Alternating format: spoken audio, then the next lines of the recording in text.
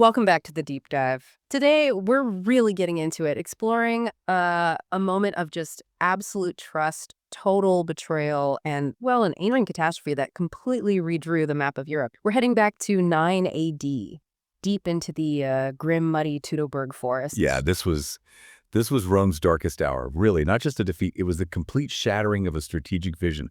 Over 4 days, just relentless fighting. You're talking 20,000 Roman soldiers, 3 entire legions, the 17th, 18th, and 19th, just systematically wiped out. And the chilling part is how it happened, right? Not through, like, overwhelming force, No, necessarily. exactly. It was catastrophic complacency on Rome's part. And crucially, there was an insider, someone they trusted completely, who knew exactly how to weaponize that trust. Okay, let's unpack this. Our mission today is to figure out how Arminius, this guy Rome, basically groomed as a model citizen, could engineer an ambush that costs so much, not just lives, but it like permanently shifted the imperial boundary, defying Western Europe for, well, forever, practically. hmm And you really have to start with the context, the sheer arrogance of the Roman presence in Germania at that point. Right. The governor, Publius Quintilius Varus. Tell us about him. Well, the sources paint him as, a successful administrator, a politician, Hmm. but maybe not the right fit for a rough frontier. His focus wasn't really on military vigilance. It was more bureaucratic. So he saw Germania less as this volatile, just conquered place and more like ready for paperwork, taxes, markets, roads. Pretty much, yeah. He was rolling out the whole Roman system. Mm. Tax codes, courts, infrastructure. It's that classic Roman belief, our way is the best way. Everyone will obviously see that eventually. And if the local tribes grumbled? More Roman stuff was the answer. More roads, stricter laws, maybe make an example of a few dissenters. They didn't see the Germans as a serious military threat, more like unruly subjects needing a bit of civilizing. And Arminius, he must have seemed like the perfect poster boy for this whole approach. Oh, absolutely. The ultimate success story from their perspective. He's the son of a Cherushi chieftain, taken to Rome, gets the full education, citizenship, becomes an equus a knight, a big deal. Served in their army, won medals, spoke perfect Latin. Exactly. So to Varus, Arminius wasn't just some friendly local. He was proof the system worked. A trusted colleague, almost a peer, a symbol of Rome's power to transform. And that trust, that's what makes the betrayal so effective. Varus sees assimilation. But Arminius, he sees Roman weaknesses.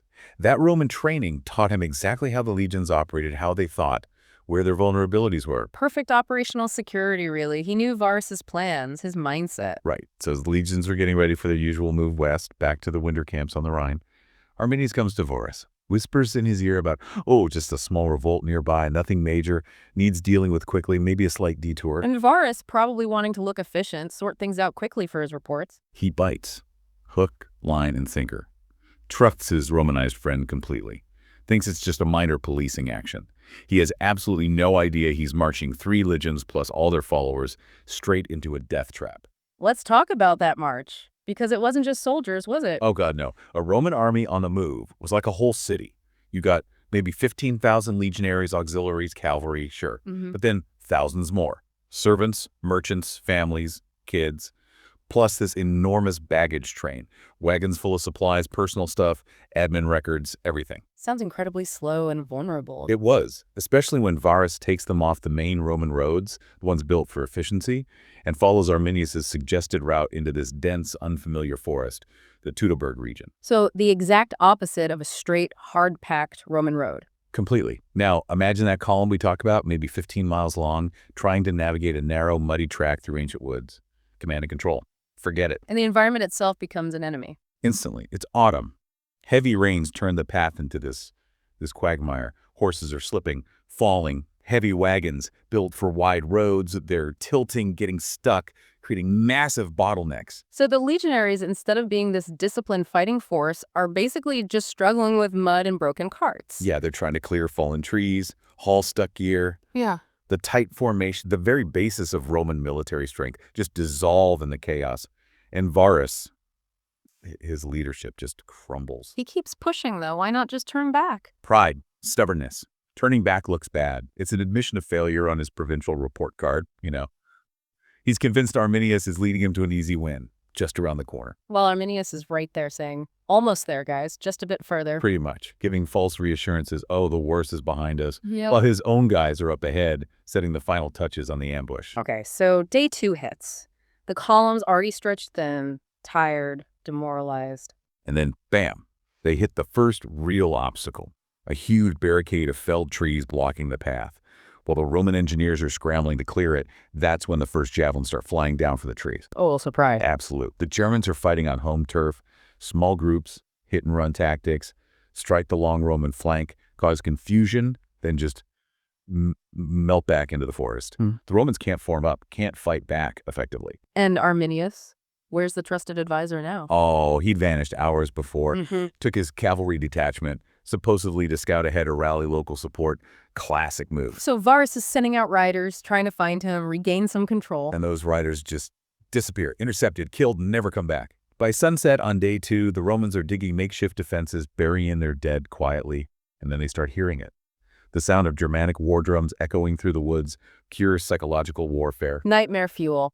And it gets worse. Oh, yeah. Day 3, the weather closes in again. Heavy fog. The Germans use it brilliantly, like an invisibility cloak. They can pop out, strike hard, vanish again before the Romans even know what hit them. So the Romans are fighting ghosts, basically, in the mud and fog. Exactly. Chasing shadows, stumble into hidden pits with sharpened stakes.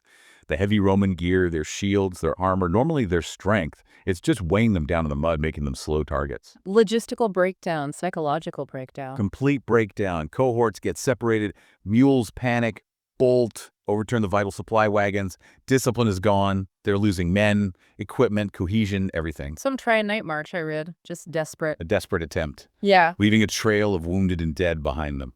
Which brings us to day 4, the awful climax. The survivors, what's left of them, stumble into a clearing near Calcries, hoping for open ground. Maybe a chance to form up, make a stand.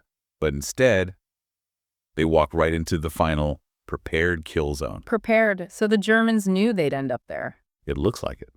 Archaeology at Calcries found these hidden ramparts, low earthen walls built along the edge of the forest, effectively funneling the Romans into the clearing and giving the Germans a fortified position to attack from. Oh, man. So no chance, really. None. The Germans charge down, protected. The remaining Roman line, already exhausted and depleted, just shatters. It becomes individual fights for survival. Swords break, shields splinter. And Juris. Sees it's over. Total annihilation. He does the traditional Roman thing for a defeated commander facing capture. Falls on his own sword. And the Eagles, the Legion standards. Gone. All 3. The Golden Eagles of the 7th, 8th, and L legions. Captured. Fell into the German mud. For Rome, that wasn't just a defeat. It was a profound spiritual humiliation. Like losing their soul. Let's shift to Rome. The news eventually crawls back. How does Augustus react? He's an old man by now. 70s, yeah. And he reportedly just loses it. Utterly apoplectic. The famous story is him banging his head against the palace door, shouting, "Varus, give me back my legions." Wow, you can feel the shockwave. It was immense. Not just the loss of soldiers, but the shattering of this idea of inevitable Roman expansion. The psychological blow was huge. Augustus was so traumatized, he officially banned those legion numbers.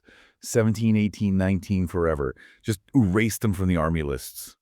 Trying to bury the memory. And recruitment, people must have been terrified. It plummeted. Moms hiding their sons, Yeah. The thought of being sent into those dark German forests for revenge. No thanks. Rome basically slammed the brakes on its expansion east of the Rhine almost overnight. Which leads to this huge long-term consequence, the Rhine River. It stops being just a river they plan to cross. And becomes the border. A hard, militarized frontier that holds for, the next 400 years? Yeah. Became a dividing line. So Arminius, the traitor in Rome's eyes, he actually succeeded in creating this barrier. Massively. Yeah. East of the Rhine, the Germanic tribes got to keep their own cultures, their languages, their political structures.